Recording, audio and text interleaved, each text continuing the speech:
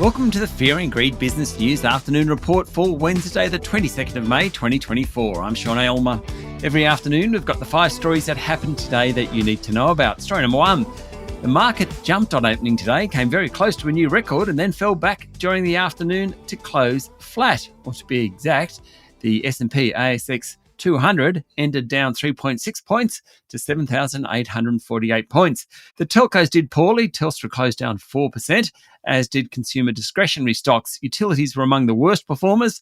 Among large caps, toll road group Transurban was about the best performer, up 2.4%, while ANZ, Fortescue Metals Group, Macquarie, Rio Tinto, WiseTech Global and QBE all rose more than 1%. Wesfarmers was down 1.6%, while Commonwealth Bank, Woodside and Aristocrat Leisure were also lower. Story number 2, authorities are investigating exactly what happened on a Singapore Airlines flight last night, which struck severe turbulence over the Irrawaddy Basin in Myanmar. 56 Australians were among the 211 passengers and 18 crew aboard the Boeing 777 London to Singapore flight. 1 passenger died from a heart attack, while 70 others were injured, including 8 Australians. The aircraft was cruising at 500 knots at a height of 37,000 feet. When it encountered the turbulence, it initially climbed quickly, about 400 feet, then dropped 400 feet. The plane then descended to 6,000 feet in about 5 minutes as it diverted to land in Bangkok. Passengers reported being thrown into the air, hitting their heads on lockers, that type of thing. Some of the visuals are very disturbing. Story number 3, Lendlease chairman Michael Ullmer has bowed to investor pressure and will step down at the company's shareholder meeting in November. Also set to depart in November is non-executive director Nicola Wakefield Evans. The decision comes 3 days after Lendlease's largest investor, Aware Super, called for the board to expedite Mr. Ullmer's exit and undertake renewal as Lendlease attempts to overhaul its poorly performing global development business.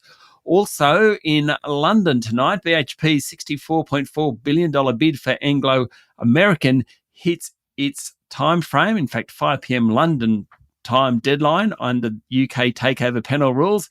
It means it must announce a firm intention to make an offer for Anglo, or announce it doesn't intend to make an offer at all by that time. It's about 2 a.m. tomorrow morning, Australian Eastern Time.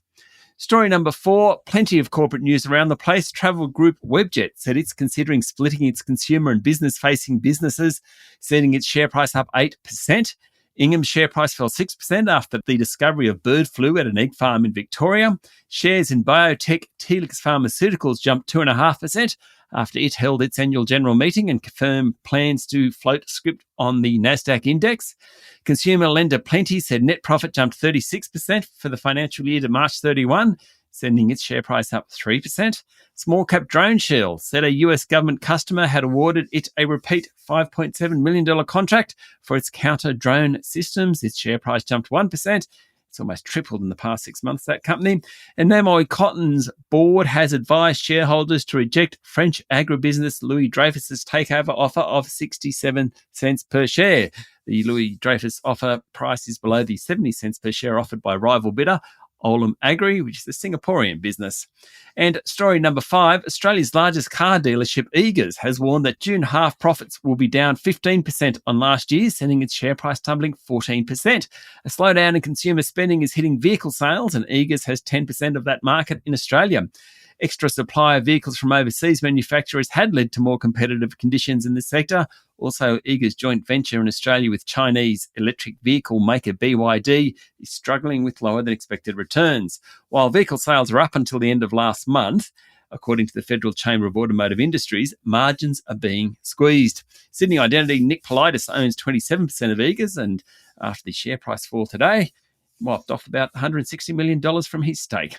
That's it for the afternoon report for Wednesday, the 22nd of May, 2024. Michael Thompson and I will be back tomorrow morning with a Thursday edition of Fear and Greed Business News. I'm Sean Aylmer. Enjoy your evening.